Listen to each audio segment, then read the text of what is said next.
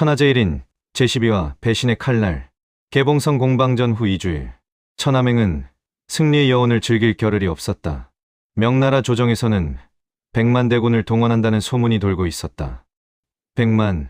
소운천은 지도를 바라보며 한숨을 쉬었다. 아무리 전략이 좋아도 숫자의 차이를 극복하기는 어려웠다. 맹주님, 걱정이 많으신 것 같네요. 설빙하가 차를 가져와 건넸다. 당연하지 않겠습니까? 100만 대군. 우리는 고작 4만입니다. 하지만 우리에게는 정의가 있어요.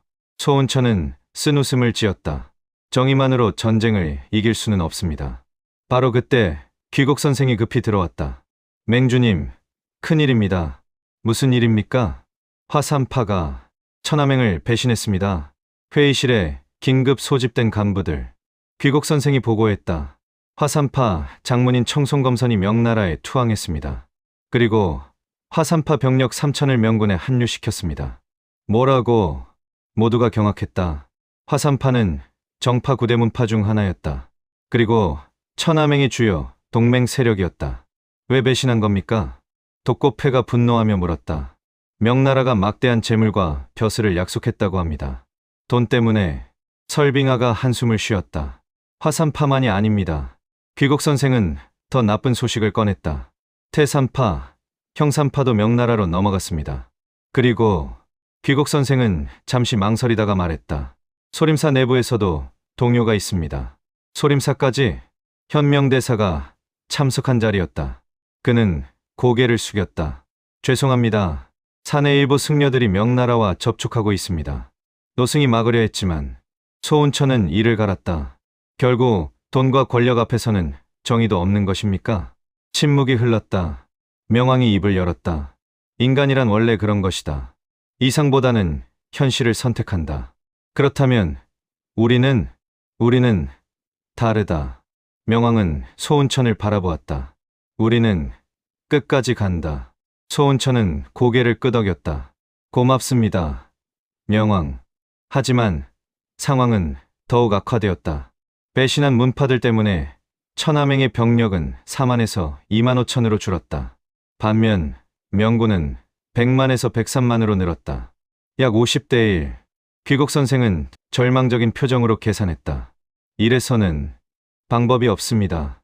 회의가 끝나고 독고패가 소운천을 찾아왔다. 맹주님, 한 가지 제안이 있습니다. 무엇입니까? 제가 명군 진영에 잠입하겠습니다. 소운천은 눈썹을 치켜 올렸다. 잠입? 그렇습니다. 명군 장수들을 암살하고 내부를 교란시키겠습니다. 하지만 그것은 너무 위험합니다. 설빙하가 말렸다. 잡히면 죽습니다. 알고 있습니다. 독고패는 결연한 표정이었다. 하지만 지금 우리에게 필요한 것은 시간입니다. 명군의 공격을 늦추고 그 사이 우리가 준비할 시간을 벌어야 합니다. 소운천은 고민했다. 독고패의 제안은 합리적이었다. 하지만 동시에 자살 행위나 다름없었다. 독고패, 맹주님, 저는 천하맹을 위해 무엇이든 하겠습니다. 독고패는 무릎을 꿇었다. 제발 허락해 주십시오. 소운천은 한참을 고민하다가 고개를 끄덕였다. 좋습니다. 하지만 혼자 가지는 마십시오. 소운천은 철무심을 불렀다.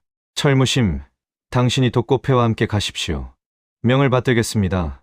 그리고 소운천은 작은 옥패를 꺼냈다. 이것은 긴급 신호입니다. 위험하면 이것을 깨뜨리십시오. 제가 즉시 구하러 가겠습니다. 독고패는 옥패를 받아 품에 넣었다. 감사합니다, 맹주님. 그날 밤 독고패와 철무심은 명군 진영으로 잠입했다. 명군 진영은 거대했다. 100만 명이 넘는 군대가 주둔하고 있었다. 텐트가 지평선까지 이어져 있었다. 저 많은 군대를 철무심이 압도당한 표정으로 중얼거렸다. 정신 차리시오. 독고패가 차갑게 말했다. 우리 목표는 명확합니다. 장수들을 제거하고 혼란을 야기합니다. 두 사람은 검은 야행복을 입고 조심스럽게 진영에 침투했다. 순찰병들을 피해가며 장수들의 막사를 찾았다. 첫 번째 목표, 명군 좌장군 탕화. 독고패는 막사에 조용히 침입했다. 탕화는 잠들어 있었다. 독고패는 검을 뽑아 단숨에 그의 목을 찔렀다. 푹. 탕화는 비명도 지르지 못하고 죽었다. 첫 번째, 성공. 두 번째 목표, 우장군 풍승. 철무심이 담당했다. 그는 거대한 체구로 풍승의 막사를 습격했다. 하지만 풍승은 고수였다. 순간적으로 반응의 검을 뽑았다. 누구냐? 창. 철무심의 철퇴와 풍승의 검이 부딪혔다. 적이다. 풍승의 외침에 주변 병사들이 달려왔다. 젠장. 철무심은 풍승을 단숨에 제압하고 막사를 빠져나왔다. 하지만 이미 진영 전체가 알람을 울렸다. 침입자다. 잡아라. 수천 명의 병사들이 몰려왔다. 독고패와 철무심은 필사적으로 도망쳤다. 하지만 포위망은 점점 좁혀졌다. 이대로는 못 나갑니다. 분산합시다.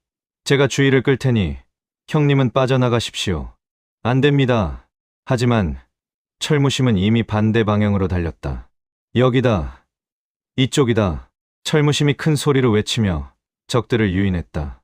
독고패는 이를 악물고 반대편으로 탈출했다. 독고패는 간신히 명군 진영을 빠져나왔다. 하지만 철무심은 돌아오지 않았다. 다음 날 아침, 명군 진영 앞에 십자가가 세워졌다. 그리고 그 위에 철무심, 독고패가 비명을 질렀다. 철무심이 십자가에 매달려 있었다. 온몸이 피투성이었다. 그리고 그 아래에는 현수막이 걸려 있었다. 천하맹의 암살자. 이것이 그들의 말로다. 소운천도 성벽 위에서 그 광경을 보고 있었다. 주먹을 꽉 쥐었다. 피가 날 정도로.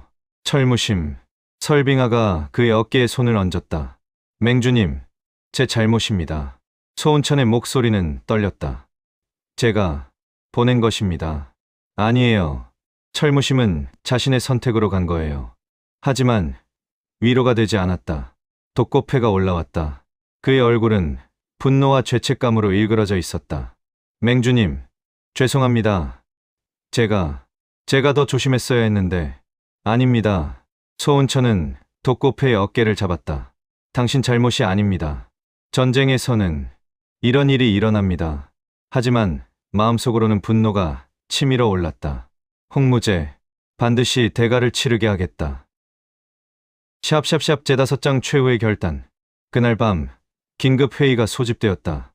상황이 악화되고 있습니다. 귀국 선생이 보고했다. 명군은 내일 총공격을 시작한다고 합니다. 100만 대군이 일제히 공격할 것입니다. 우리 병력은 2만 명입니다. 부상자 제외하면 1만 5천 명 정도 실전 가능합니다. 70대 1. 절망적인 숫자였다. 명왕이 입을 열었다. 솔직히 말하겠다. 이 전쟁은 이길 수 없다. 모두가 침묵했다. 하지만 그렇다고 포기할 수는 없다.